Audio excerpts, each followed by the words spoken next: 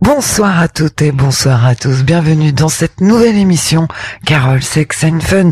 Et oui, c'est pour ce mercredi soir encore plein de délire pour rendre fou de désir. Alors le 5e secret est exciter votre partenaire sans les mains. À savoir, Laetitia, quand même, quand j'ai fait mon entrée dans le poker, juste pour te faire comprendre, à une table à l'époque du .com où il y avait beaucoup d'anglais, d'australiens, d'américains et tout ça, j'ai balancé, en étant persuadé de bienvenue à ma table, j'ai balancé Welcome in me. Bienvenue à moi. Voilà. Je disais à Tom, qu'est-ce qu'ils ont tous avec moi ce soir? Qu'est-ce qu'ils ont? Mais ça va pas. Hein. Pourquoi ils veulent tous mon MSN? Pourquoi ils veulent? Eh ben, c'est tout à ton honneur et c'est bien. Je pense que monsieur, s'il y en a un, doit être ravi, ou s'il y en a à venir, ils vont être très heureux. Non, il n'y en a pas. Il n'y a que moi qui suis ravi. Ça peut poser problème si c'est vraiment tout le temps. Je suis fatigué. J'imagine. Laissez-moi dormir. En tout cas, merci pour cette question. Et puis ce soir, moi, je vais vous parler des petits secrets, il y en a 7, pour rendre fou de désir, surtout quand on en manque un petit peu. Alors le premier, le secret numéro 1, nous dit, pour le rendre fou de désir, embrassez-le chaque jour. En tout cas, voilà, c'était pour comment rendre fou de désir, hein, les 7 petits secrets. Voilà, j'espère que ça vous a aidé, que vous les mettrez aussi à profit. Ça peut être sympa, vous pouvez passer de bons moments aussi. Voilà, l'éducation judéo-chrétienne, la monogamie et fidélité absolument. Enfin, fidélité en même temps, c'est même pas un acte d'infidélité à partir du moment où les deux sont d'accord. Donc, on voit quand même ce monde qui évolue, parce qu'on voit maintenant les nouvelles générations qui se rebiffent un petit peu, puis qui se rendent compte qu'on nous a menti sur beaucoup de choses, surtout sur des principes. On ne le dira jamais assez, la clé d'une sexualité épanouie est la communication. Être à l'écoute l'un de l'autre et à savoir exprimer ses attentes renforce la proximité des conjoints et l'harmonie sexuelle. Dire oui à des pratiques qu'on n'aime pas. Alors ça, c'est pareil, c'est une grosse erreur. Pour faire plaisir de dire oui à des... Par exemple, on pourrait parler de fellation, d'autres choses, etc. C'est la grosse erreur. Il faut savoir en parler. Il a fallu attendre le XXe siècle pour que le droit au plaisir et à l'orgasme soit reconnu à la femme. On va tout de suite repartir avec d'autres questions pour terminer cette émission. Et nous avons... une personne qui dit « J'ai surpris mon homme en train de se masturber. Dois-je en conclure que je ne satisfais pas ses besoins sexuels ?» Non. Tout à fait. C'est pas parce qu'on n'en parle plus du sida comme à une certaine période qu'il n'est plus là. Au contraire, les chiffres sont toujours en montée. Il y a de plus en plus de gens atteints du sida. Alors faites attention. Il est toujours là, protégez-vous, et le seul moyen de protection, c'est le préservatif. Et j'ai eu une question d'un auditeur qui me disait comment il pouvait faire quand il supportait pas le silicone, parce qu'il est allergique et qu'il ne supportait pas les préservatifs, ça arrive. Ouais. Alors, à ce moment-là, sachez, messieurs, que le préservatif féminin existe. Donc, voilà, quand vous êtes pas bien avec le préservatif masculin, madame peut avoir son propre préservatif vaginal. Et là, il n'y a aucun risque. J'ai un de mes ex qui j'ai passé 2 ans superbe il y a longtemps, et je lui dis passe me voir avec ta chérie, ça me ferait plaisir de te revoir. Non, elle est jalouse. Alors ça, moi je trouve ça complètement ridicule et stupide, parce que quand on revoit nos ex, nous en tant que femmes, moi je parle de moi. Après tu me diras Laetitia, c'est un peu la même chose. Moi quand je repense à mes ex avec qui j'ai partagé ma vie, je ne repense pas au sexe. Je ne repense pas à ces moments-là, je repense plus au moment fou rire, au moment délire, au moment complice qu'on a eu, les sorties, les moments famille, etc. Mais moi je repense pas au sexe et je vois pas en quoi ça pourrait gêner, quoi. C'est un ami après, c'est quelqu'un qui a fait partie de nos vies, et quelques années, voire comme dans ce cas-là, 20 ans après, je pense que voilà, on n'y pense plus. Moi je m'en rappelle plus. Je dirais ce qui peut faire le bruit qui déplace, non, certainement pas, mais par contre les à-coups le du bruit lit, plus le lit, voilà, qui à force de bouger fait trembler le reste et fait bouger, je veux bien. Et l'erreur à ne pas faire, justement, c'est le manque d'hygiène. On en a déjà parlé aussi, il y a pas très longtemps avec Gaël, d'ailleurs on parlait de ça. Cela peut paraître surprenant et un peu hors sujet, mais pensez à prendre une douche et le b.a.-ba avant tout rapport sexuel. Ne faites pas subir aux femmes ce que vous ne voulez pas qu'elles vous fassent.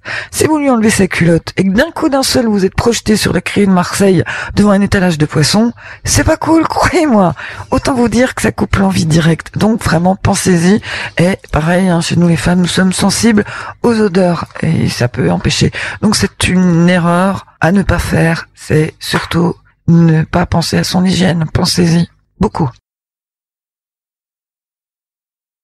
Une autre erreur à ne pas faire ou à ne pas penser, ne pas être assez imaginatif. C'est-à-dire quand on vous dit, le conseil que pourrait vous donner, oui mais il n'y a pas besoin d'imagination, laisse-toi guider simplement dans le rapport. Eh bien sûr que non. Essayez d'être spontané, rien ne se passe comme prévu et de la même manière d'une femme à l'autre. Donc détendez-vous, prenez les choses comme elles viennent et tout ira bien. Si votre ex ne voulait faire l'amour que dans un lit, peut-être que celle-ci adorerait le faire dans la cage d'escalier, donc faites-vous plaisir sans vous prendre la tête. Alors les petits conseils pour être le meilleur coup de sa vie. Jeu de malin pour le premier. Pensez à caresser votre partenaire sur toutes les zones érogènes de son corps et pas seulement ses seins et son clitoris. Le cou, les fesses, l'entrejambe sont d'autres zones à stimuler pour faire monter la tension. Donc messieurs qui êtes, comment je pourrais dire, pas très connaisseurs ou qui débutaient l'acte sexuel et qui connaissaient pas trop les femmes, il n'y a pas que les seins ni le clitoris à toucher. Beaucoup de zones sont érogènes, n'est-ce pas, Ticia? Le cou, les oreilles, les mains, ouais. C'est vrai. Voilà. En conseil, on peut aussi vous donner de créer de l'anticipation. Comme je vous l'ai dit précédemment, il faut que vous pensiez à créer une sorte de flirt dans l'acte sexuel. Caressez-la entre les jambes sans toucher son clitoris et remontez ensuite vers sa nuque. Ça va la rendre folle. Répétez ce jeu une ou deux fois pour ensuite y aller. Et en faisant ça, vous allez faire monter la tension sexuelle et augmenter son plaisir par la suite. Voilà un petit conseil de plus. Toujours bon à prendre les conseils. Effectivement. Une petite question, Maître Capello. Bien sûr. Utilisez votre bouche à la place de vos doigts pour varier les plaisirs. Recommencez à lécher son lobe d'oreille, l'embrasser dans le cou. Certaines femmes adorent la sensation des suçons. Faites-les à des endroits qui ne se voient pas, évidemment. Épaules, poignets. Comme avec vos doigts, créez une tension sexuelle forte en utilisant la technique de l'anticipation. Tout simplement, ça, elle s'adore, je vous promets. Et le sexe est un jeu. Alors soyez imaginatifs, les préliminaires peuvent commencer sous la douche où chacun doit laver son partenaire intégralement, sans oublier aucune partie, terminer par un massage aux huiles comestibles ou même essentielles par exemple, et ce genre de préliminaire est un prélude parfait à du sexe intense. Qui est pour les massages dans le... Ah ouais. Moi je suis entièrement pour, ouais. Ah ouais, ça te crée un... On sent que Ticia, effectivement, n'aime pas se faire dominer parce qu'elle a juste une faute, hein, avec 5 points, et puis, Carole non plus, 2 fautes à 4 points. Ouais. Bah oui, moi j'aime bien aussi me faire dominer par contre. Ça c'est pas quelque chose aux 2 qui tiers, m'ennuie. apparemment. C'est ça. Oui, voilà. Jusqu'à un certain point. C'est ça, 4 Évidemment. sur 6. Et ce soir, moi j'ai encore un petit quiz sexuel. Et oui, comme la semaine dernière, vous allez avoir plusieurs réponses et vous allez me donner la bonne. Et comme je ne prétends pas juger les choix pratiques et goûts sexuels de chacun et chacune, ceci est juste un test de connaissance sur les choses du sexe et la culture érotique et littéraire. Est-ce que vous êtes prêts? Non. Qu'est-ce qu'un cunnilingus? Un nuage de pluie situé en basse altitude?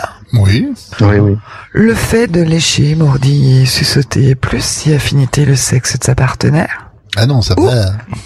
Pas trop. Le nom latin désignant une chaude pisse. J'hésite entre la 1 et la 3. Ouais, pareil, ouais. Moi aussi. Exactement, d'abondance, d'amour, avec un nectar au bout. Un nectar, c'est pas la taille, hein.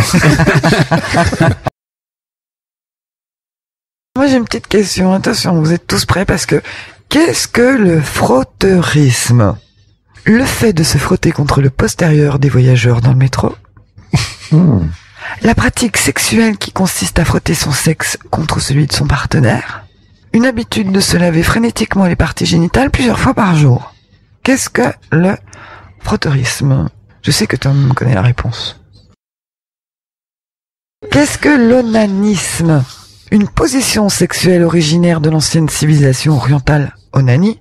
Une attirance sexuelle exclusive pour les personnes de petite taille? Ou un synonyme de masturbation d'après le personnage biblique Onan?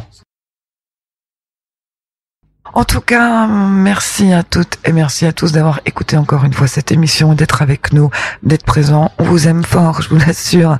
Merci de nous soutenir comme vous le faites. Vous aussi sur le chat qui venez régulièrement nous voir. Je vous embrasse très très fort. Sortez couverts, prenez soin de vous. Mais pas que. Ciao, à la semaine prochaine.